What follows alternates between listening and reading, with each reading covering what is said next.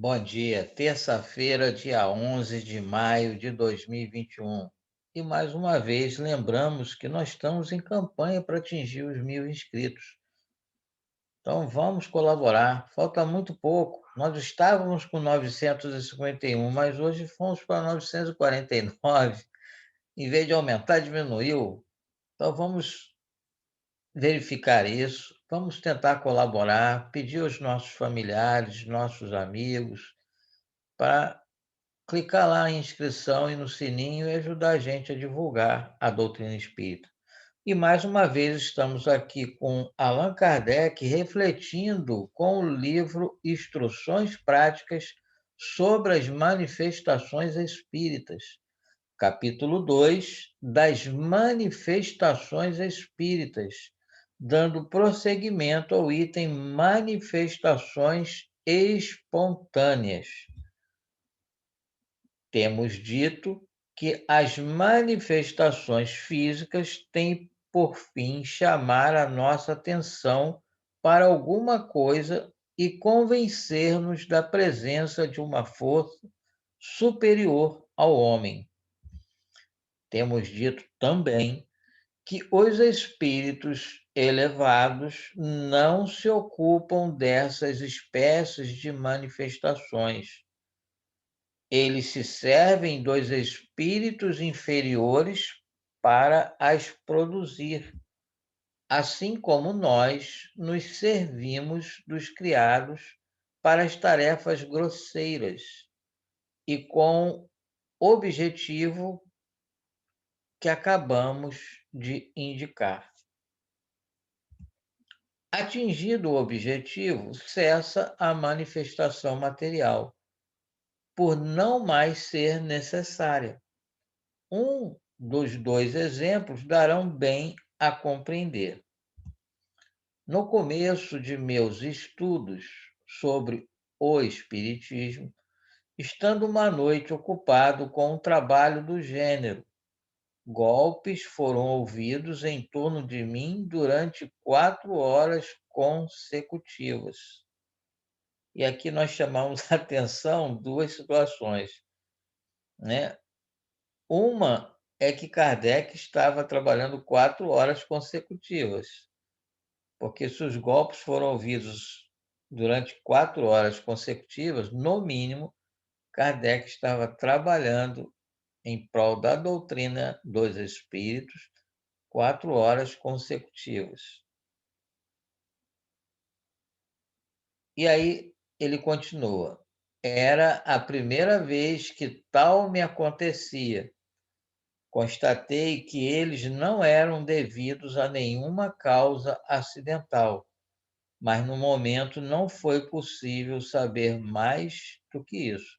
Outra coisa que nós observamos aqui é que ele, como nos indicou em vídeos anteriores, neste capítulo mesmo, primeiro nós temos que buscar uma causa física, acidental. É o que ele fez aqui. Ele buscou todas as possibilidades e não encontrou. Prosseguindo, nessa época eu tinha oportunidade de ver com frequência um excelente médium psicógrafo. No dia seguinte, interroguei o espírito que se comunicava por seu intermédio sobre a causa daqueles golpes. Foi teu espírito familiar. Assim respondeu-me ele, que deseja falar-te. E o que desejava dizer-me? Podes perguntar tu mesmo, pois que aqui ele se acha. Tendo interrogado esse espírito, ele se deu a conhecer sob um nome alegórico.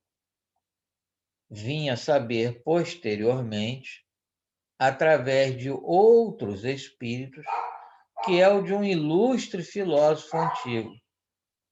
Bom, o espírito não quis se identificar, né? e era o espírito, ele usou o termo alegórico espírito de verdade ou da verdade, e Kardec, reconhecendo o motivo dele não se identificar, continuou não identificando, dizendo que era um ilustre filósofo antigo.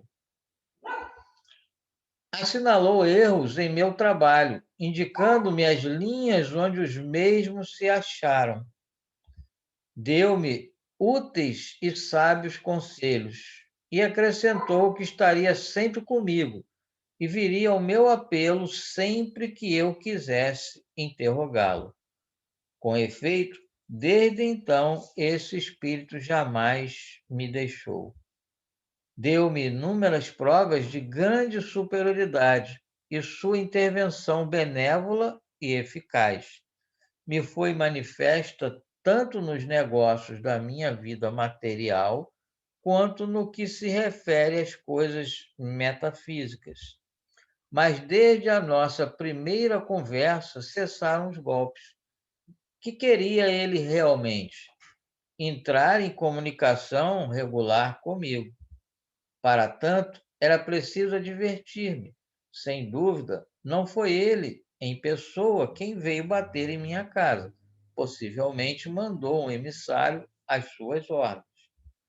Dada a advertência, depois explicada, estabeleceram-se relações regulares, os golpes tornaram-se inúteis e, por isso, cessaram. E nós lembramos que Kardec, que eu ia comentar anteriormente, que eu falei dois e falei apenas um, o outro é essa questão de que quando a gente escuta essas batidas, escuta essa situação, ou a gente está vendo muito frequente um espírito, a gente tem que entender que ele está precisando se comunicar conosco. Ele quer transmitir algo. E a partir do momento em que eu procuro entender e compreender o que ele deseja, e se for ao meu alcance atender, ele, aqueles incômodos se cessarão.